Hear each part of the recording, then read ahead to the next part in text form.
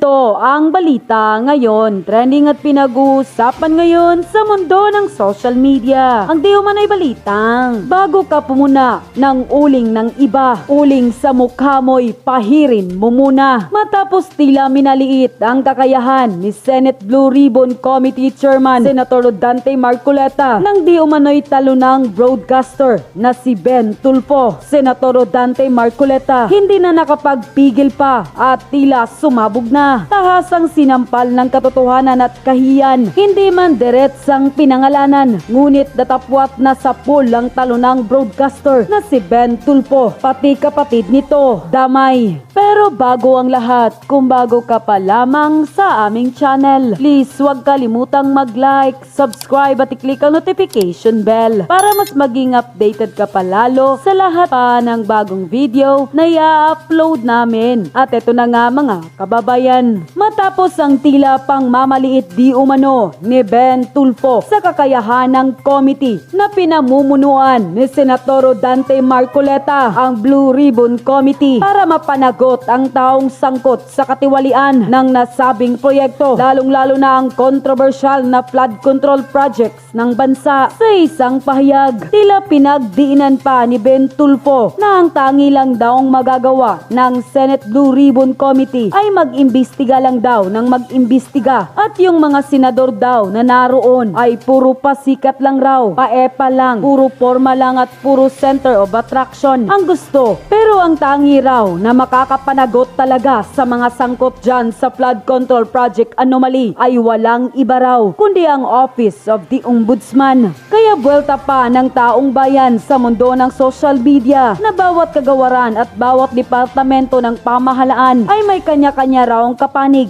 at hindi niya po daw dapat maaring questionin ang pagsasakatuparan ng katungkulan ng Senate Blue Ribbon Committee na pinamumunuan ni Senator Rodante Marcoleta. Komento pa at reaksyon ng taong bayan, at ayon sa kanila, yung mga kapatid niyang dalawang senador ang pasikat, pabida at grandstanding, kaya sinabihan ni Senator Dante na bawal sa committee niya ang ganon. Ben, huwag mong itulad si Senator Marcoleta sa mga kapatid mo na puro pabida lang. Pag dumami na ang views, tahimik na. Tulad na lang ng hearing ni Rafi Tulfo sa PCSO. Pagkatapos magbida, biglang tumahimik. Ay, ang mga magagaling nga naman, akala sila lang ang may alam. Paano kasi talo sa pagka-senatorial, di sama ng loob ngayon? Akala sikat pa rin siya, tapos comment siya sa vlog, wala namang maraming views sa vlog niya. Di naman sikat, inaangat niya ang sarili niya, wala namang believe sa kanya. Di naman abogado, comment siya, akala niya mahusay. Dapat mag-aral muna siya sa pagka-abogado para alam niya ang batas. Magaling lang sa mga opinyon na mali naman. Natalo kasi sa pagtakbo ng pagka-senador, kaya ano na lang ang pinagsasabi niya. Mga tao hindi nag-iisip, kung ano na lang pinagsasabi. Akala ko matalino, mangmang pala. Naiinggit si Ben Tulfo kasi di nakapasok sa senador. Tama lang kasi kung nagkakataon na nanalo, tatlo na silang Tulfo sa senador. Ang mga asawa nila nakapasok sa party list, mga anak nila, mga congressman, na baka maging Tulfo community na ang gobyerno natin. Sumakay lang yang si Ben para sabihing bagay siya sa Senado. Dalawang butlog na Tulfo sa Senado, di nga makaporma kay Marcoleta. End quote. Walang mangyayari sa investigasyon ng Senate Blue Ribbon Committee.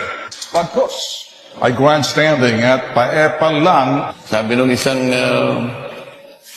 broadcaster, di ba, ilalaki yung palaging kahit na hating gabi nakasalamin na yan ay kang mga gumagawa dyan, yan, puro pasikat yan. Puro pasiklab yung mga yan, puro epal. Ano kaya ang gagawin mo sa mga ganitong klaseng tao dyan? Ano? O alam naman niya na yung committee, yung Blue Ribbon, yun ang talagang pinaka-major na committee na siya yung gaganap ng tungkulin na yun. O kapag nagpasaring ka ng gano'n, dala mo na lahat. Totoo po, totoo po. Pero kung sasabihin niya, yung nagpasikat, nag-epal, palagay ko, hindi ako yun. O yung miyembro ng committee ko, yung kapatid niya Dami pong sumasawsaw ngayon sa flood scam, no? Ang dami pong politiko na dati ng mga senador. Dati na po kayong mga senador, dati na po kayong mga congressman, no? nung nakita nyo po na very popular yung flood control project at nag-iimbestiga na po si Senator Marcoleta, kanya-kanya po kayong bitaw ng ano, no, ng kanya-kanya kayong bitawan ng pagsawsaw. Pwede po ba? Ipaubayan nyo na kay Marcoleta. Wala naman pong patutunguhan. Expose dito, daldal dun sa media, pa-interview. Para saan po? Para saan yung ginagawa ninyo? Meron po bang mararating yung mga pinagagagawa ninyo? Na imbestiga, may nag-iimbestiga na po na senador. Para saan pa po yung ginagawa nyo? alam na naman natin po si Chua na ano lang di ba? Ito po. Teka lang, gusto ko lang malaman yung sinabi ni Chua. Ito po sinabi ni Chua, oh.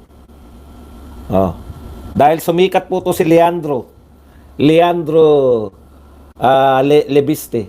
Congressman sabi po ni Representative Chua, Congressman Leandro Lebiste did the right thing and I fully support him. I thank him for defending the honor of the House of Representatives. Honor daw po ng House of Representatives yung pinagtanggol. Tama po yun, no? Sa kaso niya. Pero hindi po maitatago kung honor po ng congressman o ng House of Representatives yung pinagtanggol ni Lebiste. Tama po yun. Kaya dapat gawin nyo rin po yan. Huwag nyo lang pong purihin.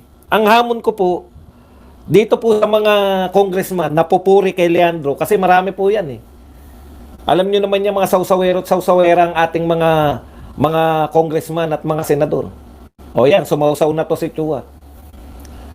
Ang point ko lang po, wag lang nyo pong purihin yung kapwa nyo congressman. Kung maganda po yung ginawa niya, gayahin nyo. Paimbestigahan ninyo. Pwede po ba yun, Congressman Chua? Kaya po pinupuri ngayon si Leandro Lebiste. Kaya po nagganap yung pagtatangkang suhulan siya. Kaya naganap yan dahil iimbestigahan niya yung flood control project doon sa lugar nila. At natuklasan niya nga, 'di ba?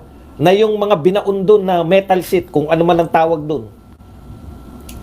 Imbis na 15 meters ay 5 meters lang yata. Tinipid. Tinipid nila kasi nakabaon naman. Akala nila hindi mahalata, nasira.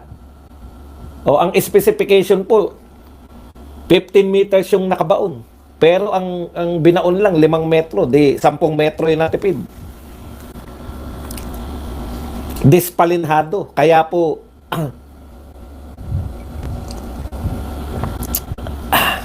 hindi, napindot ko na. Dispalinhado. 'Di ba? Kaya na sira agad sa isang bagyo pa lang. Iimbestigahan niya 'yun. Kaya siya sinuhulan. Huwag niyo lang pumpurihin. Congressman Joel Chua, imbestigahan mo rin yung flood control project mo. Parang ang sama no? Imbestigahan mo rin yung flood control project mo. Tanong ko lang mga kapatid, first time bang congressman to? Batang-bata Tsaka hindi natin nakikita yun noong nakaraan, di ba? Mukhang first time to. Nakakahiya po. Ang ginawa po nito ni Lebiste, hindi po pagsasagip, no? Hindi po pagsasagip sa inyong House of Representatives. Kung hindi, pinakita niya, nakakahiya kayo. Kung hindi nyo siya gagayahin, naiimbestigahan nyo. Ang buong Pilipinas po nakakalat po per district. So sa madaling salita, gayahin nyo siya, huwag nyo lang siyang purihin. At hindi niya po kayo pinagtanggol. Actually, napahiya po kayo. Dahil isang bagitong congressman, no? Yan ba yung Yan ba yung kumalaban kay Lore nung araw? Talaga? Yan pala yun. At least itong bata na to, may napakulong. Ngayon, kung hindi nyo po magagaya yan, huwag na kayo sumausaw. Kasi ibig sabihin, sa 300 mahigit na congressman, siya lang yung magpapaano? Siya lang yung tanging magpapaimbestiga?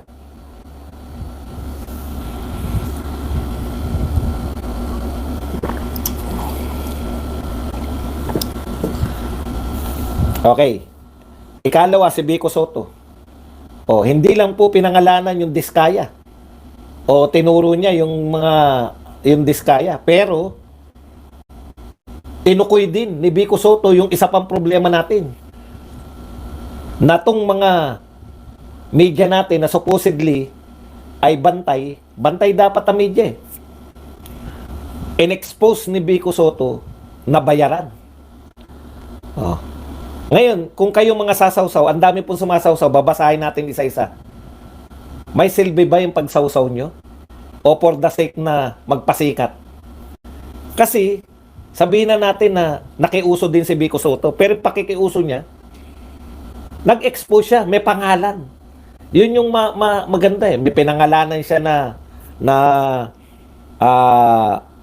kontraktor at may pinangalanan siya na mga kasabwat na ng kontraktor o nag-interview sa kontraktor na inaakusahan niyang binayaran.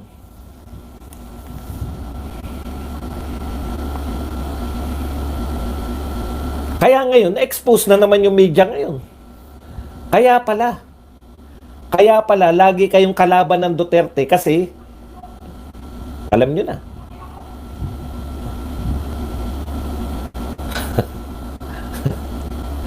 May nagwawala ko sa lang. Hindi ko alam kung ako minumura. Pero diba? Alam nyo na. Na tong mga media na to, kaya gano'n na lang katahimik pagdating dito sa mga katiwalian, envelopmental pala yan. Kung hindi rin po ganyan ang pagsawsaw ninyo, wala rin lang, dadakdak lang kayo para mapansin. Nagtataka nga ako dito sa mga media talaga eh. Alam nyo po, lalo kayong mapapasama dahil ang tingin ko sa media, kung wala naman po kayong hakbang, wala naman kayong pinahuli, wala naman kayong in-expose na media personality, tapos nagsasalita kayo, ang pakiramdam ko po ngayon, yung media nag-interview sa inyo, yung media po na naglabas ng mga sinabi nyo kahit hindi naman kayo involved, alam nyo na, yung in-expose ni Vico Soto, halimbawa natin, itong si Tulpo, si Erwin, ayan ang sabi Tulpo urges DOJ to file charges versus DPWH officials, contractors over ghost flood projects. Sausaw lang. Sausaw lang si Erwin Tulpo kasi pinakakasuhan mo sa DOJ. Ano tulong mo sa DOJ? Sinabihan mo lang kasuhan nyo? Nagbigay ka ba ng mga makakatulong sa DOJ? Baka pag kinasuhan ng DOJ yan at wala ka namang tulong, alam po ninyo, kung wala ka rin lang ibibigay na ebidensya, huwag ka na magsabi na kasuhan nila. Ano ebidensya mo? Mayayaman niya mga yan, Erwin. Sasabihin mo lang kasuhan ng DOJ? Hindi po pwede. Dapat yan, kung magkakaso na kayo, mayroon na dapat kayong ebidensya. Hindi po pwedeng, DOJ, kasuhan nyo yung mga yan. Kasi trilyon ng nilustay niyan. Tama po yun. Trilyon na nilustay. Pero laway lang, kakasuhan. Ano sa tingin niyo mangyayari ng... Kaya ang sabi ko nga, kung wala namang mahitag dyan sa mga pagsawsaw nyo, ipaubayan nyo na kay Marcoleta yan. Kasi si Marcoleta may plano. Lahat ng nakikialam sa diskarte ni Marcoleta, alam ko, hindi nyo naman pinakikialaman. Hindi nyo naman kayang pakialaman yan. Takot nga kayo pag sinita na kayo ni Marcoleta, di ba? Pare-pareho. Bagito yan. Ayon nga kay Karen Davila, si Marcoleta ay neophyte. Sa mga nakapanood po ng programa ni Marcoleta, si Karen Davila ba yung sinasabi niya broadcaster? Na parang hinahabol kung magsalita. Si Karen Davila ba yun? Hindi ko sigurado. May lagi raw naninira sa kanya na broadcaster eh. Malamang si Karen Davila yun kasi kaya daw galit sa kanya dahil doon pa rin sa pagkakaano ng ABS-CBN.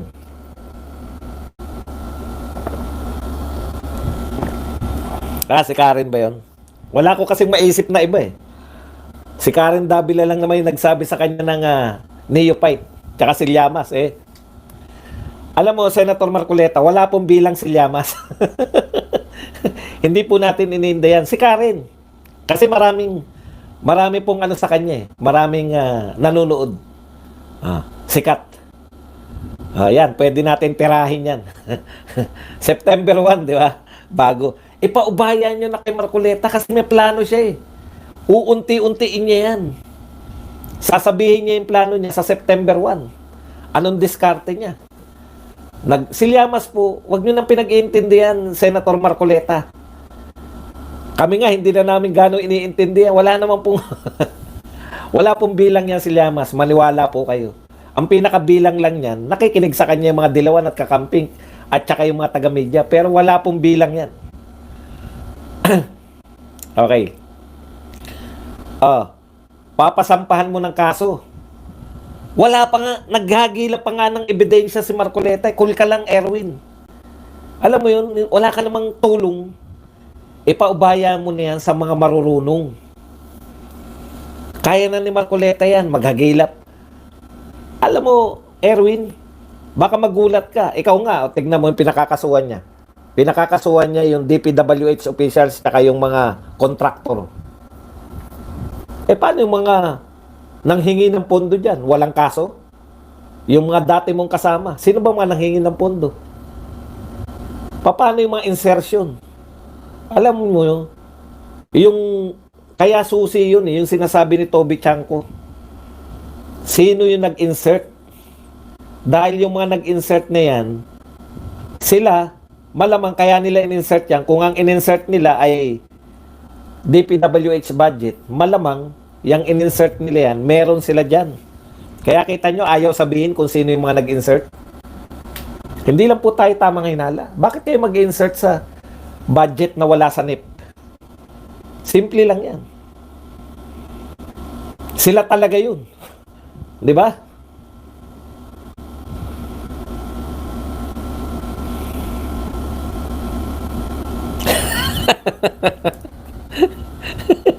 Dinamay niyo na naman si Dilima. Ibang insertion na naman yan. Tignan nyo to. Wala rin direksyon. Sino po yung pinagpapaliwanag nito ng mga congressman sa pamumuno ni Redon? Ni Terry Redon. COA naman ang kanyang sinisisi. Bakit daw? Tama po, meron pong parte dyan na dapat sisihin yung COA. Pero hindi po sila ang mastermind yan. Di ba? Hindi po sila ang mastermind yan. Congressman Redon. Hindi po yung COA. Okay.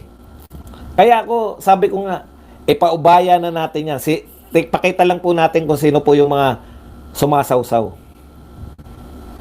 Katulad po nito, si Senator Win Gatchalian.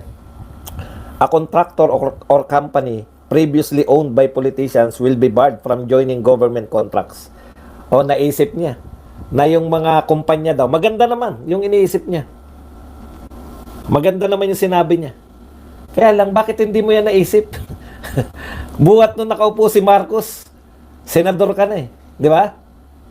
Hindi ka naman natatanggal dyan, Senator Win Gatchalian. Lagi kang panalo. Bakit nyo lang naiisip yan ngayon lang? Ang tagal-tagal nyo ng senador. Hindi ka namin narinig na umangal dyan sa mga kontrata ng gobyerno. Sa mga kontraktor. Nakikita nyo po yung ibig ko sabihin?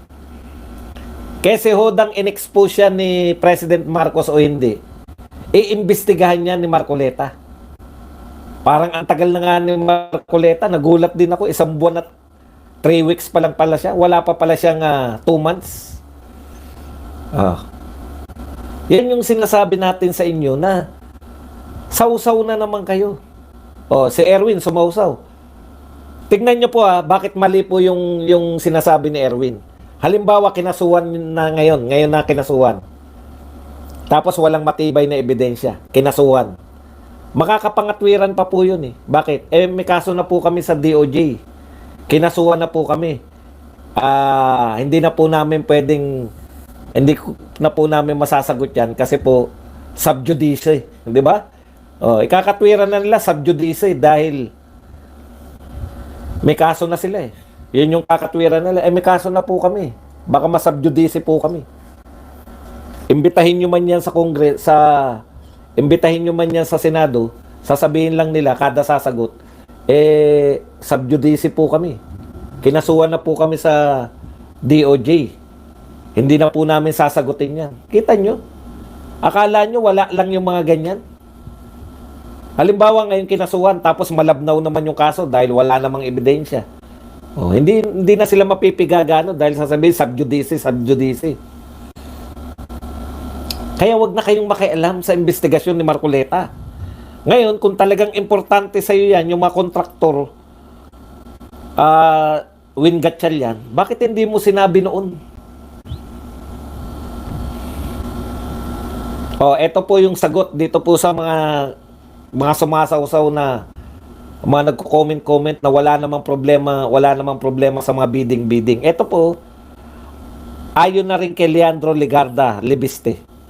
We should have a comprehensive technical audit of DPWH project. Comprehensive technical audit. Kasi po, ang tingin ni Legarda, the real issue here is the substandard projects. Hindi po yung mga nag-bidding, may dayaan sa bidding, wala na po yan. Lumang na po yan, lumang issue na po yan, hindi na po yan yung issue. Yung mga dayaan sa bidding, hindi na po yan. Kahit matalo ngayon yung mga bidder, meron silang kita, sinishare na sila. Kaya wala nagtatampo ngayon. Kung 3 kayo nag-bidding, ikaw ang nanalo, bibigyan mo pa rin ng balato yung mga natalo. Walang katalo-talo. Ang real issue po na dapat tugunan ng gobyerno, yung substandard, yung projects. Kaya dapat lahat ng congressman, kung gusto nyo talaga, mag-imbestiga po kayo sa inyo-inyo.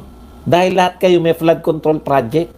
Kahit hindi binabaha yung lugar, may flood control project.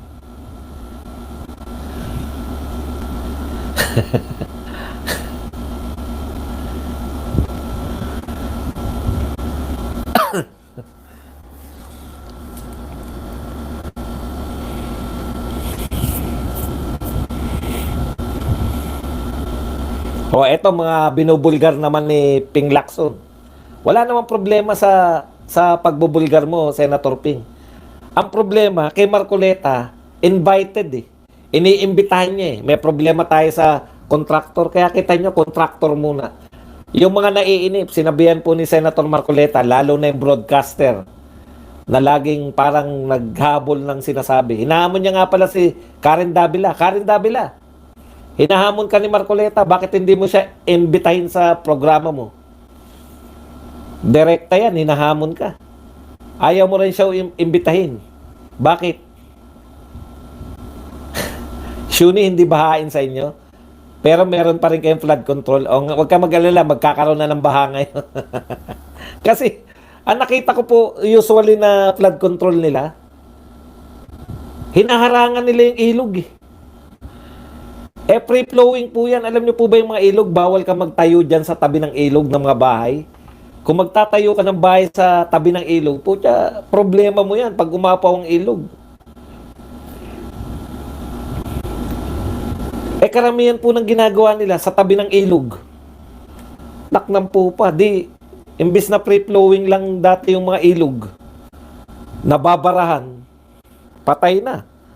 Kaya tama po yung gobernador ng Pampanga. Dati na silang binaba pero hanggang tuhod lang. Tsaka madali lang humupa. Pero na nagtayo ng mga flood control project hanggang dibdib na.